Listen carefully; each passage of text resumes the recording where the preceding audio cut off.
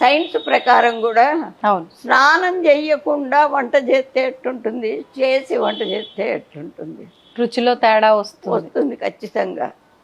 దాంతోపాటు ఏదన్నా కృష్ణారామ అనుకుంటూ వంట చేస్తే అది పుణ్యం కూడా వస్తుంది. అవును. అదొకటి ఖచ్చితంగా చేసుకోవాల్సిన శుక్రవారం. ఉమ్.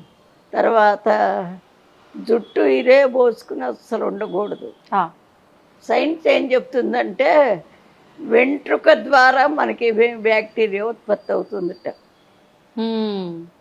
ఎందుకంటే బ్రాహ్మణులలో బ్రాహ్మలు భోజనం చేస్తుంటే ఒకవేళ వెంట్రుక వచ్చిందనుకోండి, ఉమ్.